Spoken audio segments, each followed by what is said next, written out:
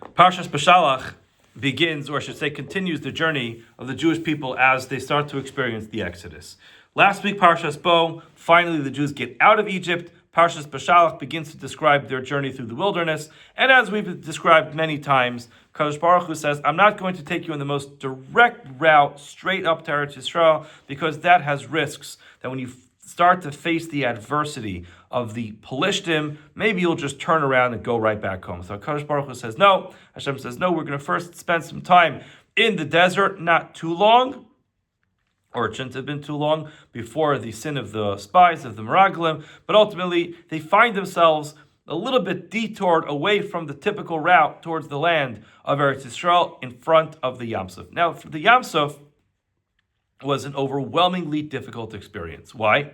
Because at that point in time, the Jews find out that the Egyptians changed their mind. They're chasing them down from behind. They want to continue on their path towards Eretz Yisrael, but they can't. Why can't they? Because there's a body of water in front of them. They can't go to the right. They can't go to the left. They can't go forward because there's water. They can't go backwards. Why not? Because the Egyptians are coming. So what happens? Klal Yisrael starts to lose their encouragement. At this point in time, they start to fall apart. They go to Moshe Rabbeinu and say, Moshe, what do we have to come here to the desert to die here for? Couldn't we have just died in Egypt and be buried over there? And they use a little bit of sarcasm. They say, Hamebli ein kevarim b'Mitzrayim. Are there no graveyards in Egypt? Did we have to come to the desert to die here? Moshe Rabbeinu says to them, guys, don't worry about it. Et yatzavu ura'u et yeshuat HaShem. Hold on tight, hold on strong. You will see the salvation of HaKadosh Baruch Hu. Now, if you have the Chumash, the blue Art Scroll Chumash, page 390, I'd like you to look at the top of that page, Pasuk Tezvav in Perek Yudalid. So chapter 14, verse 15. V'yomer Hashem Moshe. As the Jews are stuck in this very difficult predicament, they have no place to go, the Egyptians are chasing them down, Hashem says to Moshe, Ma titzak elai. Why are you crying out to me? Daber al Bnei Yisrael, speak to the Jewish people, v'yisa'u, and go. Now Rashi tells us, there's some details missing from the Chumash. What is that? That Moshe Rabbeinu was davening. It doesn't say anywhere that Moshe Rabbeinu was davening, but obviously, if Hashem said, stop davening, Moshe Rabbeinu must have been davening.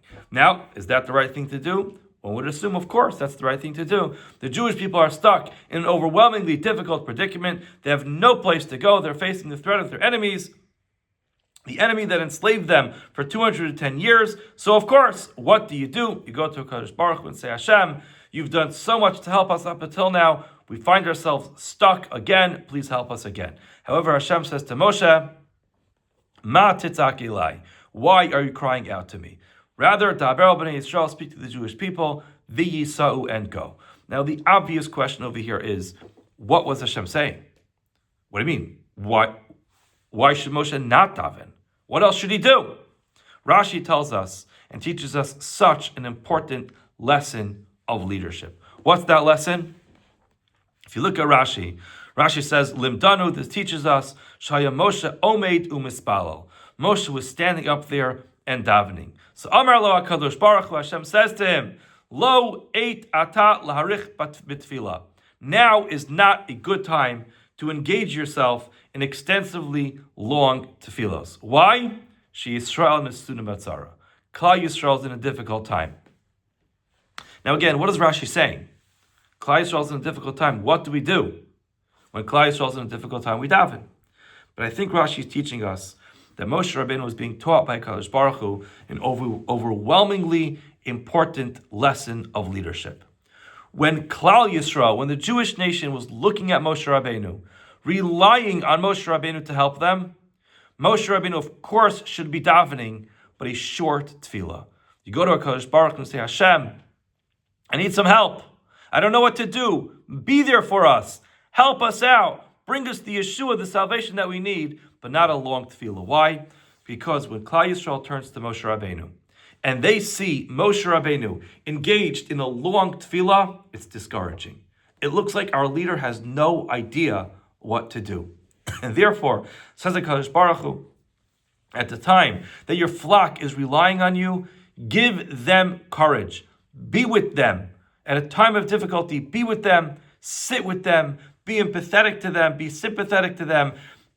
show them you understand their difficulty, and be there as a strong leader. Give a message of courage. When you shift off to the side and you start davening at the time that they are in difficulty, that does not give a message of courage, and that's not what your nation needs from you now. That's Rashi's approach. However, I do want to take you to the Orach Chaim, because the Orach Chaim has an overwhelmingly beautiful lesson here. I think it's very important for us to know this. Orach Chaim, without reading it inside, but you can see it on the bottom of page 390. It starts on the right side and continues on the left side, but I'll tell it to you outside.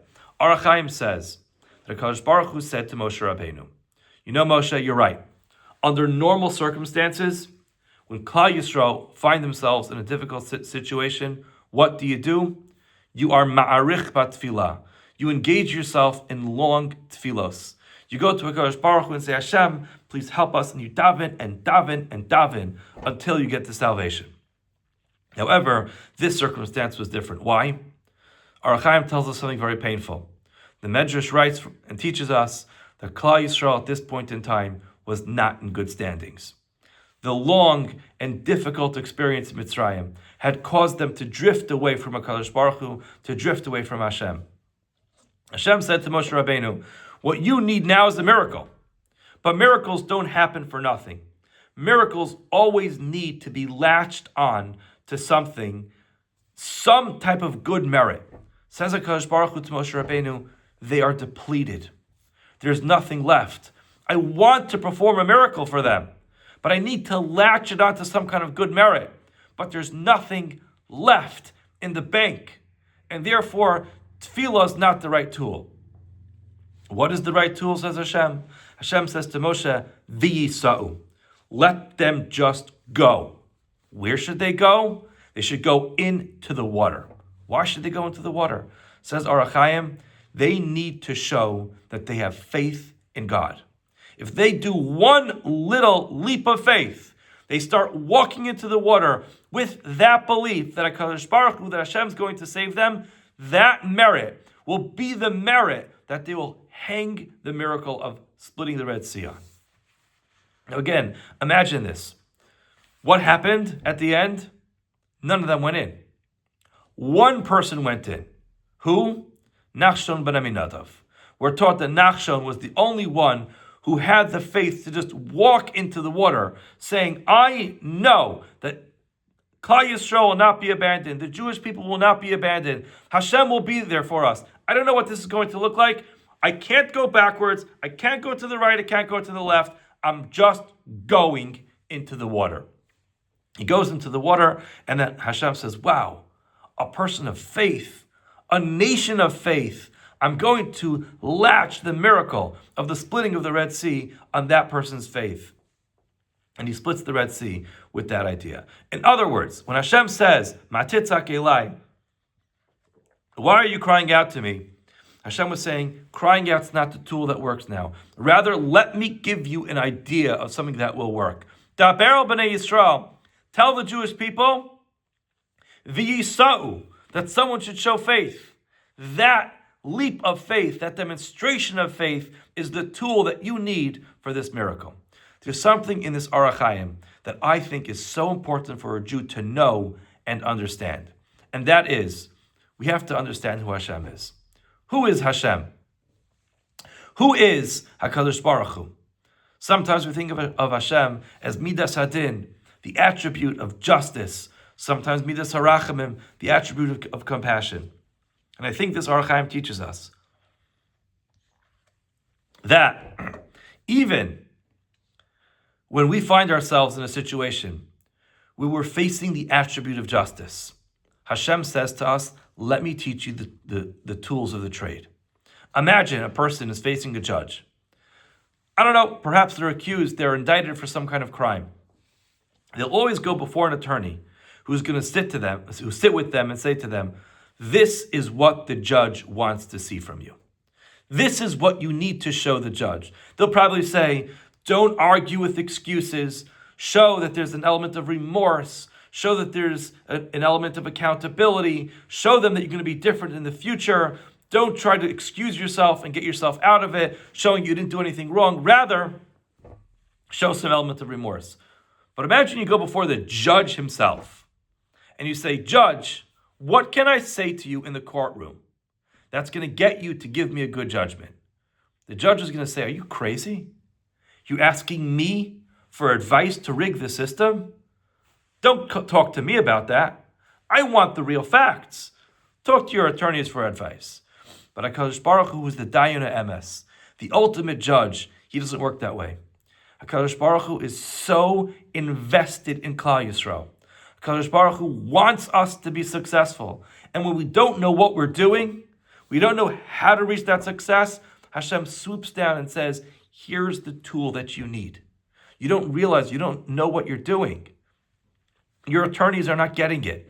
So HaKadosh Baruch Hu, the judge himself, swoops down and says to Klal Yisrael, Tefillah, it's great. It's awesome. It's beautiful. Right now, that's not going to work. Take out a different tool from the toolbox. Which tool? Asks Moshe Rabbeinu. What should we do? How do we win this one? Faith. Take a leap of faith, says HaKadosh Baruch Hu. So over here, in this one pasuk, we have two very important lessons.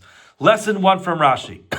When you are in a position of leadership, and every one of us will find ourselves in a position of leadership at some point in our lives, sometimes on a macro level, sometimes on a micro level, but ultimately, a leader needs to show his flock that he's got the situation under control. When it looks like we are out of control, we're falling apart in tefillah at that point in time, HaShem says, Lo eis ata laharach b'tefillah. Now is not a good time for extensive tefillos. Rather, a leader, go to the people, be with them, empathize with them, give them the courage that you're there with them, you believe in them, and things will go well. Then we have the lesson from Orach Chaim. The lesson from Orach Chaim is, sometimes when we find ourselves stuck, what do we need to do?